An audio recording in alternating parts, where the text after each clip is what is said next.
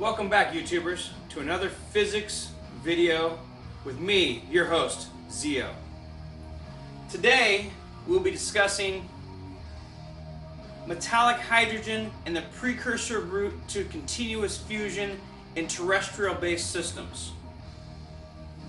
This process has eluded scientists for a number of years, primarily because they don't have all the pieces to the puzzle. I don't claim to have them all either, but I bet I can give us a direction as a species in which to go.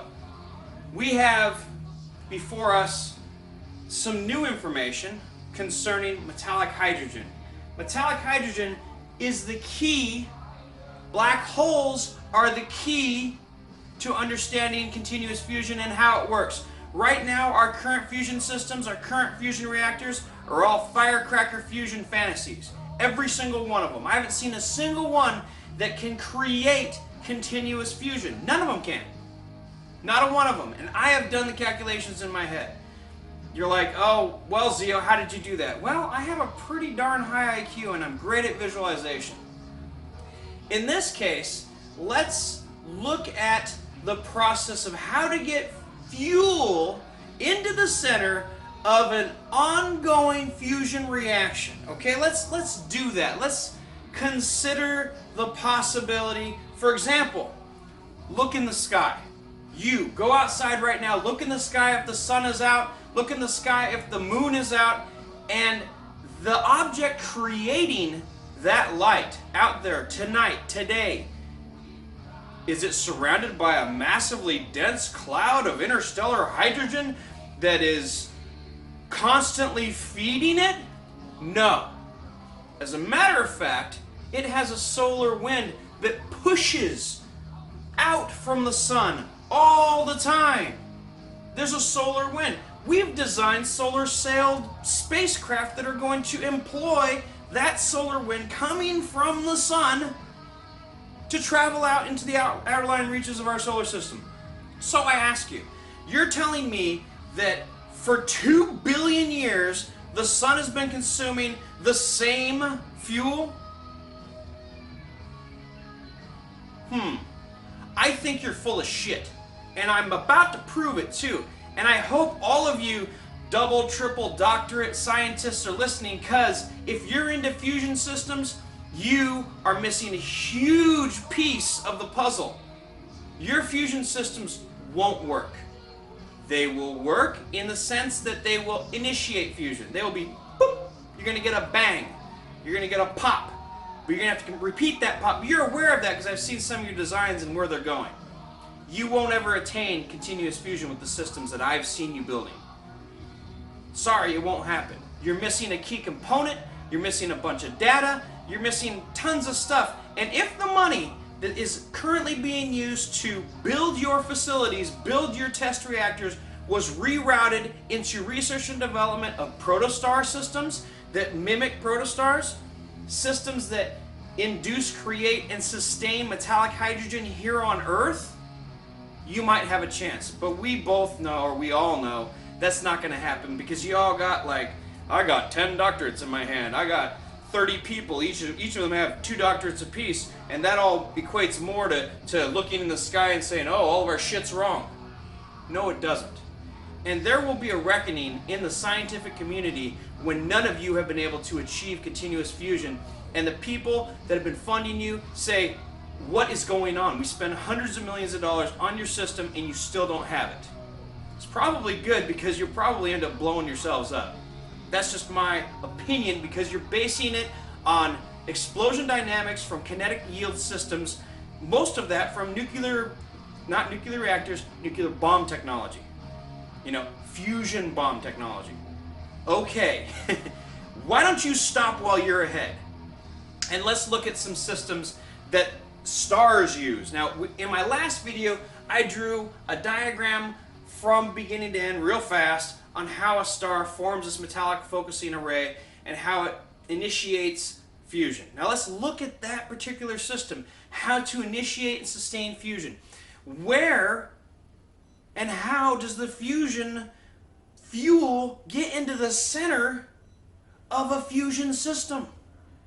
Not one of your designs do it. You're all adding. I see the new fusion reactors. They've got all these gas vents all over the inside. We're going to add the gas as fast as we can, and we're going to compress it in pulses.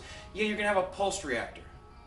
That's not continuous fusion, and the chances of you blowing yourselves up are pretty high.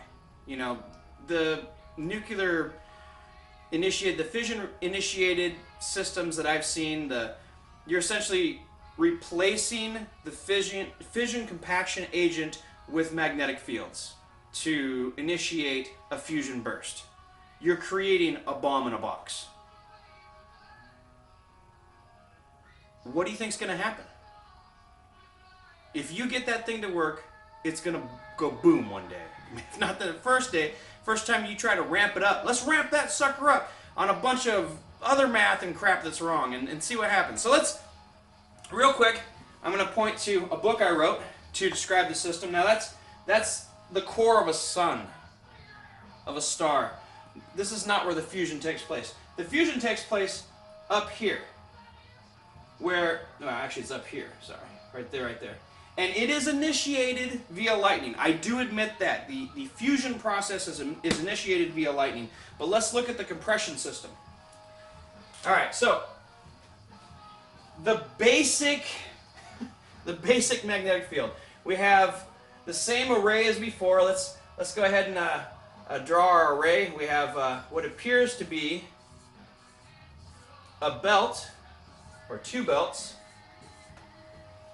of solid metallic hydrogen transversely cooled into spheres. Now, from that series of reaction, you have a bunch of other spheres that have been put into orbit around this structure. And they're magnetically, you know, attached to each other, attached to the core. And in the center, you have a funnel that is created. And most likely, in this area here,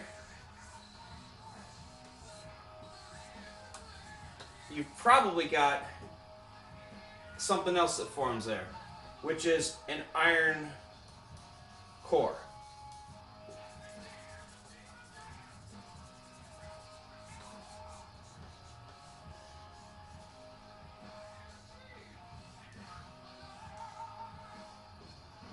Okay, this iron core, of course, is spun up by these spheres, and it spins really fast in one direction.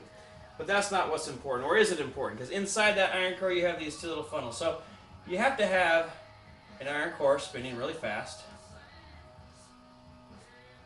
and the center of it's hollow. What comes out of there is hydrogen gas. So essentially, you need to take the dark energy. This is going to take the dark energy, create focal points, from all sides.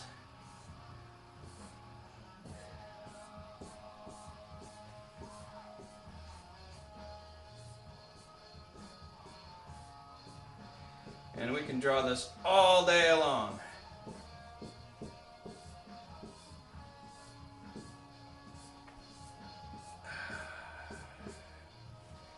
Okay, so all these focal points. That means it takes in all the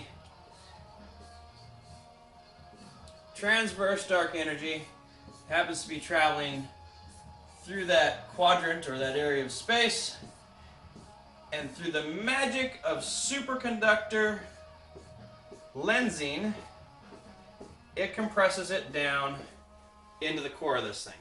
Now what occurs there is you have a flow of hydrogen gas that emerges. It's actually a jet. But that jet of metallic, or the jet of hydrogen occurs because we are taking this dark energy. And what are we doing with it? What does all of this dark energy really do in here? And it's real simple if you do a quick little study of what's going on. So we're going to create a crossing point here, and we're going to put some dark matter right there in the middle, and we're going to use this to transversely cool that dark matter, because it turns out that dark matter is metallic hydrogen that has been compressed into a layer of subspace by black holes. And what is dark matter? Normal matter that has been compressed into subspace. Subspace is a layer of space that transversely, let's say that's normal, okay? Normal is these four lines here. That's the, well, you get them in all directions. So let's say this is our normal sustainment of transverse dark energy on our level, the thing that keeps us what we are. The level that they're connected to is more like this.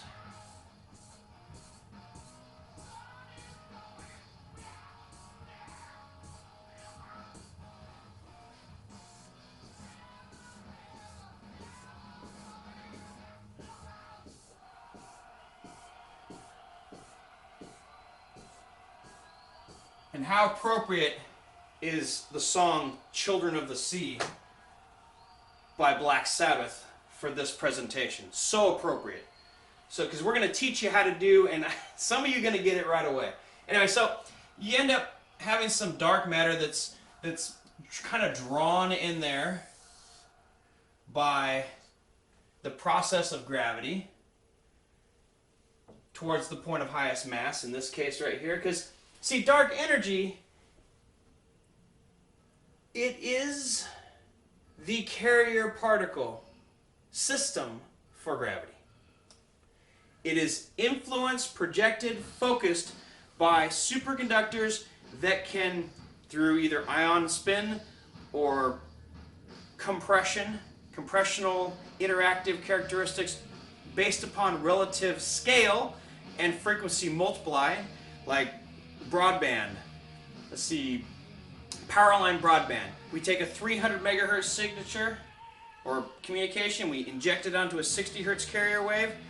That is the same kind of thing. We have a structure that, in this case, at our level, what do we got? Proton to electron ratio 1836.152, 70137, I believe is the current one.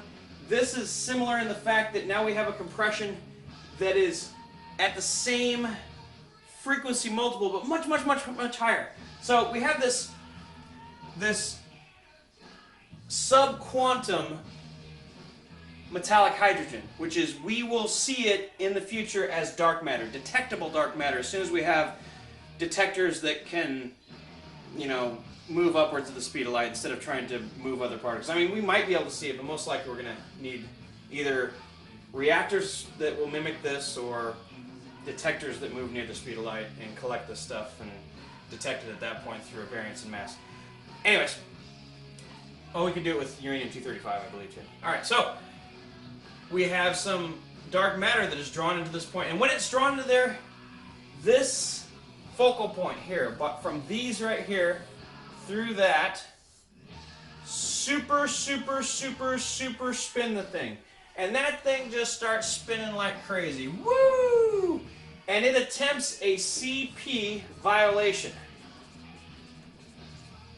That CP violation is prevented, I believe, by drawing in additional dark matter. And the dark matter is drawn into that point and becomes stuck to it.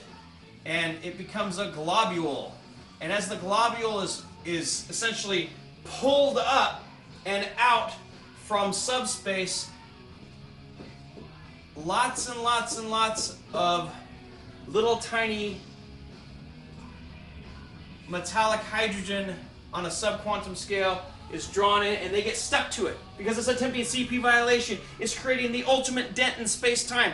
Einstein was right. This happens.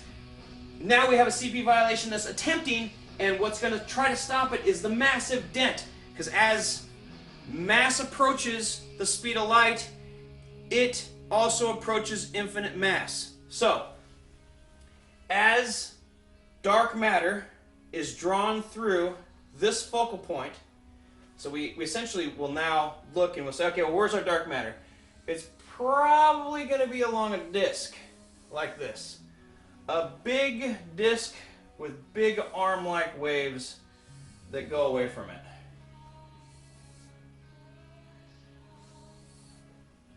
and they're drawn into the center of this.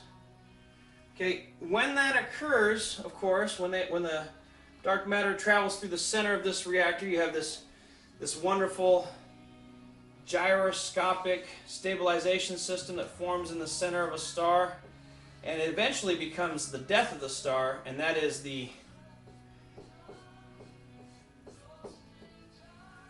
iron core inside a star. Now, we still haven't gotten to the process of fusion, which we will in just a second here. Now, in the last video, you saw that we formed a sphere of clumped up metallic hydrogen. You get these little tiny bits of metallic hydrogen that are formed inside the funnel here. We got funnel exit aperture. And we're dealing with some serious magnetics here. You'd really have to look into that. Anyways, so we get hydrogen flowing out, and it forms this great big sphere, which is the fusion tamp sphere. And that fusion tamp sphere is driven and accelerated by these smaller spheres around it. So it has a direction and an internal structure made up of basically, it's like a big ball of chocolate chip cookie dough. It's just, there's a lot of hydrogen frozen there. There's metallic hydrogen. Anyways, what it does though is in this super strong magnetic field here, generated by all these spheres of metallic hydrogen, we end up with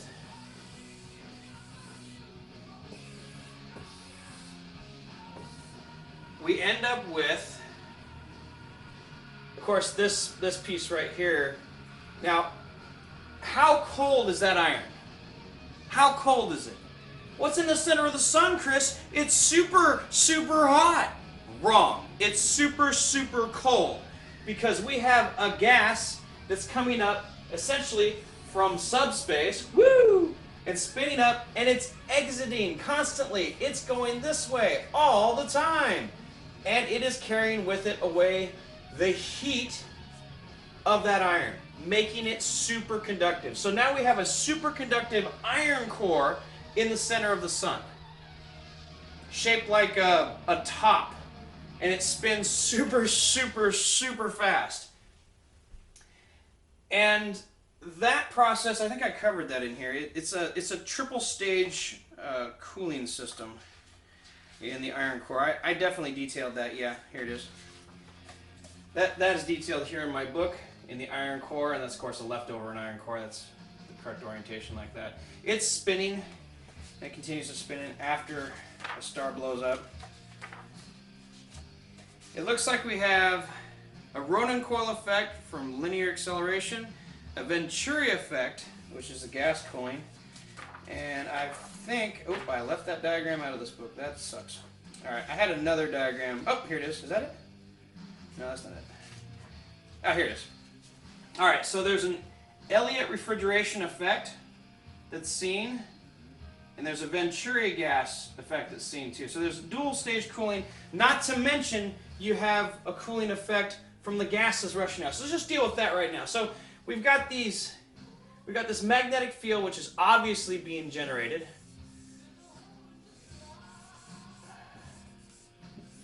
From the core iron piece. And on top of that magnetic field rides the fusion tamp sphere. Well, it can also ride on these rings, but it also rides on, it's like a dual magnetic bearing. So we end up with this funnel here where the gases escape. Now I'm going to draw the gases in blue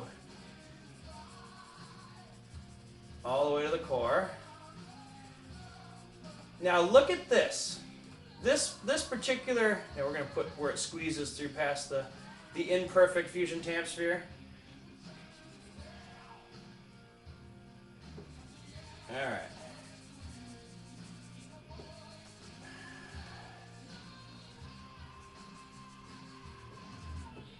Okay, so we get some gas escaping there, but between this magnetic field here and this outflow of gas here, we end up with a magnetic pinch point. Now, that in of itself does not induce fusion.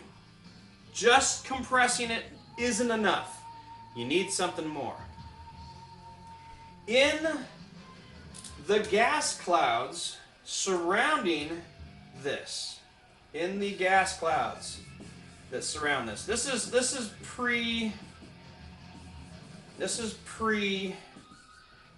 You end up with these superjets that start coming out like this.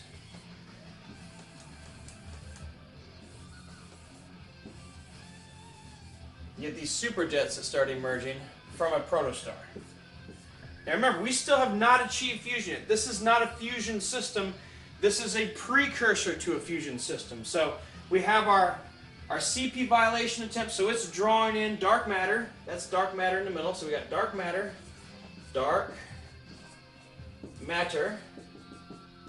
which we know is from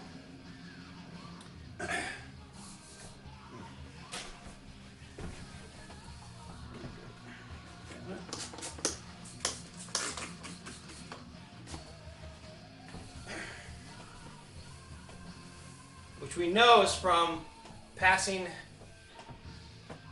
through normal matter, passing through the event horizon of a black hole. The black hole steals all of its electromotive energy, all of it.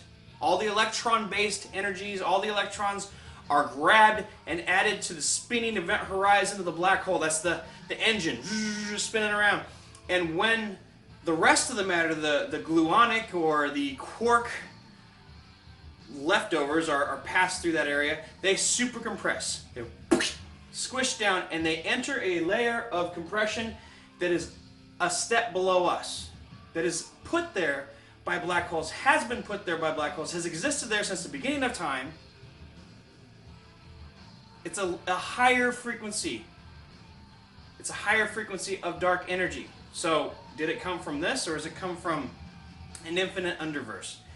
That's a question for another video. Let's just go back to our fusion initiation.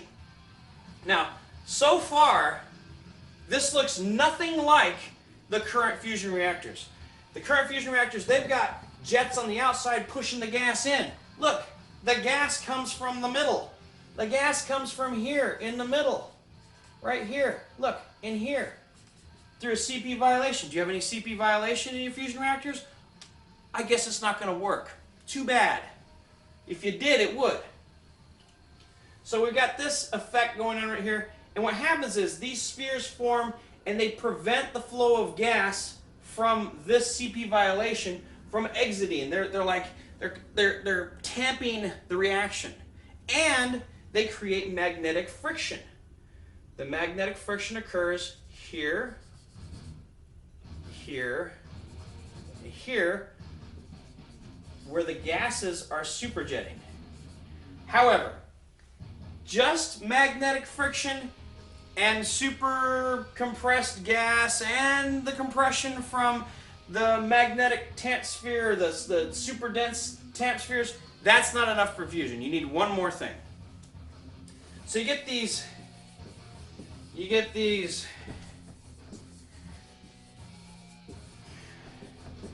super jets of gas coming out,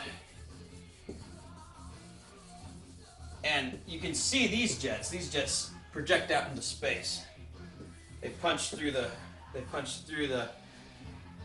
clouds here. Now, the last step in all of this, from what I can tell, is the one thing that's missing. Now, when you move gases past each other really, really, really, really fast, what does it do? When you pass gases really, really fast through magnetic fields, what does it do? Ionization.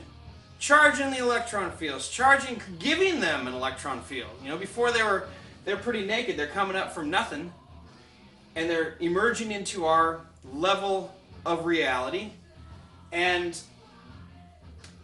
they gain electrons through this process. Now, what sparks the fusion? Now, we have a Z machine reactor that is also trying to attain fusion, and they keep on, oh look, we did it, oh look, we got the compression we needed, oh, over and over and over again, but they never initiate and sustain fusion because they don't have the backing of everything else. So now we have a very unique thing that happens.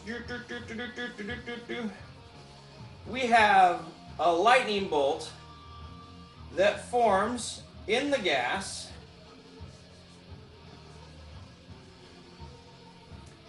and it goes through here, through the highest point of compression,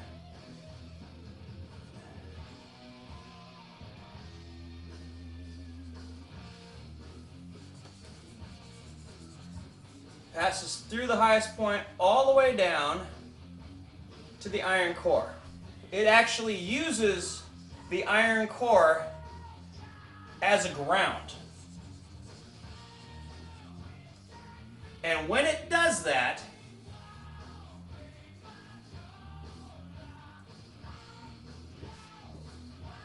it initiates fusion. Fusion is initiated by lightning. The lightning passes through this channel where the magnetic compression is already active. This is spinning at a set rate. The gas is coming out at a set rate. The gas is compressed at a set rate. Now look at the gas though. It's super, super cold. So we need super, super cold, not super, super hot gas passing through a highly compressed magnetic field here, this zone here. And now we're gonna arc lightning from the outside into the core, into here. All these lightning bolts are trying to seek ground, and in this case, they will eventually find the iron core. And when they do, when they ground out, it probably can either be continuous, as long as these clouds are available, and that core is available, and this whole process is available. The fusion product that comes out of this thing is also going to be continuous. And I don't have any more colored pens really, other than green. And green is, I don't know, I guess we'll make fusion green. So now we have a new product being produced, and it follows the jet lines. That is a fusion product. And that fusion product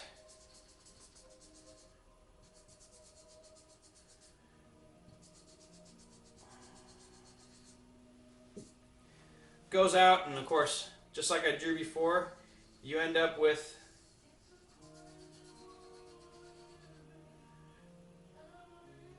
see, it goes out, yeah, it goes out and goes to the equator. Comes out, settles back to the equator. Let's see, is it falling?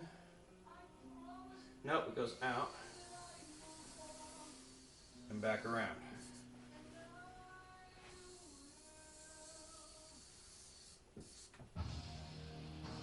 So fusion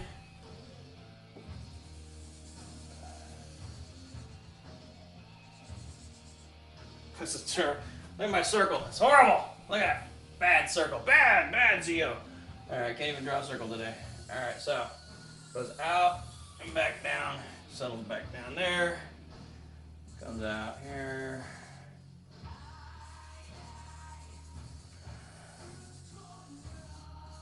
and it goes round and round and round. Now, we know from Doppler that this whole plasma thing moves like this. And there's two bands of it that move really, really fast. Like a whole zone here that moves really, really fast.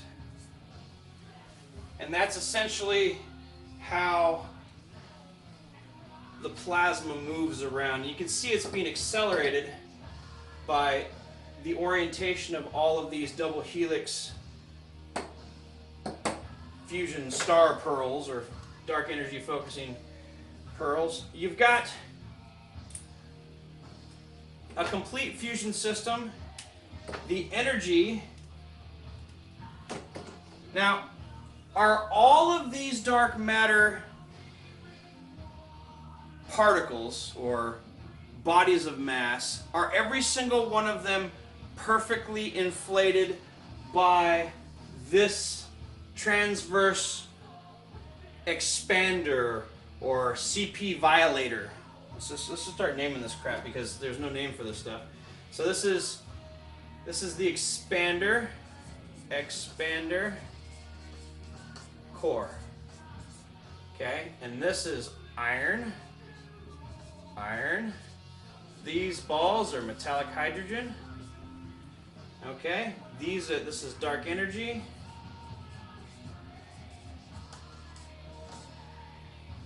This is plasma.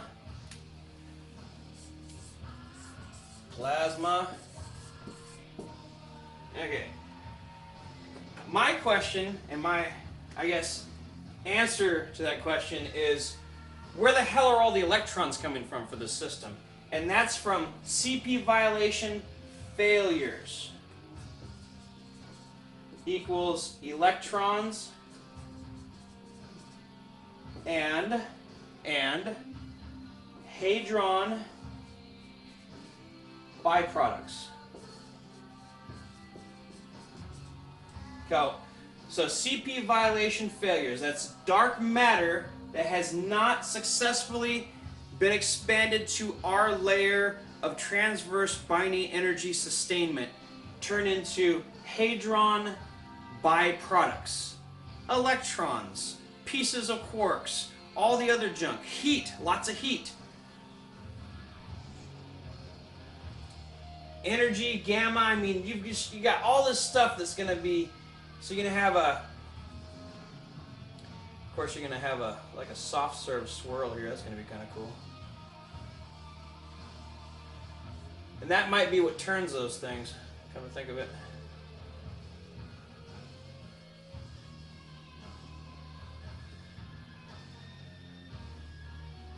Yeah, looks like it's bound.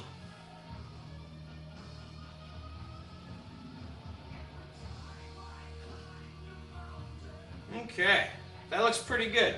All right, so this is why fusion systems cannot work in their current configuration. The material has to be in the middle. You have to get the compression in a compression chamber sustained by magnetic fields that are 10 to 50 times an order of magnitude of iron. You might be able to get close with beryllium tamp spheres. Maybe. I think beryllium, although it's difficult to work with, it's probably going to be the closest you can get with a terrestrial metal to get the flux line count high enough. In other words, you're going to have to make it, the spheres are going to have to be so big to get the number of flux lines that you need at superconductivity to be able to induce that. Now, this core, what do you make the core out of? I think I wrote about that. What was that called? It was it's an iron-based superconductor that was easy to cast. We'll cover that in another video, but I know that there's a superconductor that's available that you can make this centerpiece out of.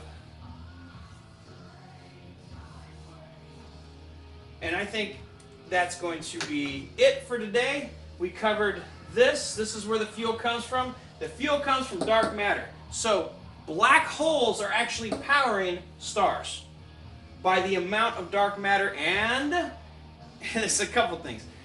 Your proximity to the black hole, you're going to have more dark matter, more spatial compression. You have places in space and time and around galaxies, globular clusters, near the center of globular clusters and around the cores of globular clusters. You're going to have increased dark matter concentration. You're also going to have increased transverse dark energy, which are going to increase your focusing. So in all regards to how do you get hydrogen into the fusion reactor fast enough, is you have to follow these steps. These steps right here. That's pretty much the only way I can really describe how you do it. I can't think of another way to do it, really. There's honestly, as far as I know, this is it. And I've been studying this for a while. It's not like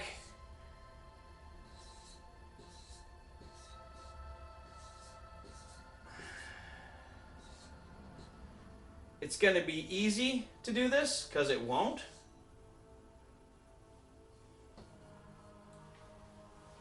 I think, honestly, we've got a chance as a species to make something like this, but we're going to have to quit doing pseudoscience based upon our past.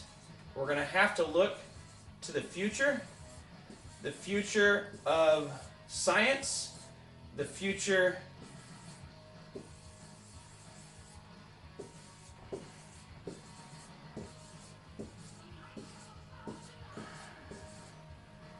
is metallic hydrogen.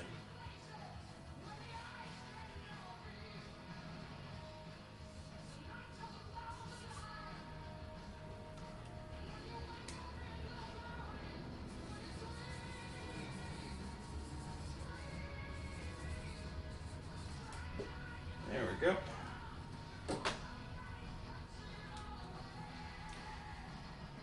This process gives us access to understanding what metallic hydrogen is being used for in the universe at large, in over 100 billion G-class stars in this galaxy alone. Not to mention the rest of the universe, 14.7 trillion other galaxies that we know of. And all the G-class stars that I know of, that I can conceive of, follow this orientated pattern of conversion from gas to solid to subquantum CP violation. So this CP violation or expander core configuration, you can call it a lot of different things. I've called it different things in my different books. That effect of massification, CP violation, forced CP violation causes a dent in space-time, like I mentioned before, drawing additional dark matter into that effect. Unless you have metallic hydrogen, I'm not sure if you can make this here, but like I said, you could use a high-order superconductor with lots and lots. You want to get as many flux lines as possible between your tamp sphere and your funnel, and then you got to put gas coming up from there, and then you got to spark it. So I think maybe if we use the Z machine, we'd probably have to build it at the Z machine site, just so we have access to the huge capacitor banks that are already there waiting to build something like this there. Now, the metallic hydrogen systems themselves, how do we create metallic hydrogen here on Earth in a sphere? Solid metallic hydrogen. Like I mentioned in the last video, when you do achieve liquid metallic hydrogen, you pretty much just have to wait and continue to increase the amount of focused dark energy through the reaction vessel until a Bose-Einstein convection or condensation effect begins to counterspin, or the Coriolis effect if you're looking from the outside. That's really what it's going to look like. As soon as the two parts of the single hole divide, the effect will increase, because the inside, well, are you going to have to be above a certain mass of flux? You're going to have to induce additional transverse dark energy through that reaction vessel. You're going to have to use superconductive lensing to compress or create a crossing here on Earth that exceeds normal background radiation. You're going to have a massive lensing system set up at a point of high density. Now, understanding, well, where do we build such a thing? Maybe we'll cover that in another video, but you're definitely going to have to think about these things. You're going to have to create artificial lensing. You're going to have to create a capacitance chamber, and then you're going to have to convert liquid hydrogen into liquid metallic hydrogen to liquid metallic hydrogen transition to solid metallic hydrogen. The solid metallic hydrogen, to convert liquid metallic hydrogen into a solid metallic hydrogen, you use its own magnetic properties and ability to bend space and time around it. Metallic hydrogen in a large enough sphere redirects dark energy. We can, man, I gotta draw this out. That's gonna have to be another video, because like right now, this is what we got. I think we can do it here, but we'll take this and we will expound upon it on another video. Once again, I've drawn more about what's going on with metallic hydrogen and how we achieve the precursor route to continuous fusion. You can't do it with the current reactor designs. It won't work. So on the next video, we'll talk about how we could make it work. What would it take to make it work? And there are some new technological developments on the planet, on planet Earth, that may allow us to do such a thing. We could technically make a lensing system. We could create a dark energy focusing system and a reactor core based upon this observed effect. Observed effect. Yeah, I studied protostars for a really long time. I follow the newest news. I got my finger on the pulse. And I think we could probably design something based upon all this that will be an updated version of the reactors that my old school reactors that, didn't include, like, for example, the lightning ignition. Well, this one did. This book covers the lightning ignition, which you can actually see right here on the cover. You see the lightning ignition? And we got the core in there spinning. I mean, this is just the center core of this process, but you can definitely see that I've covered a lot of it, and there's, of course, the fusion tamp spheres are gigantic here. This is a little bit more in scale. Wow, huh? Whew.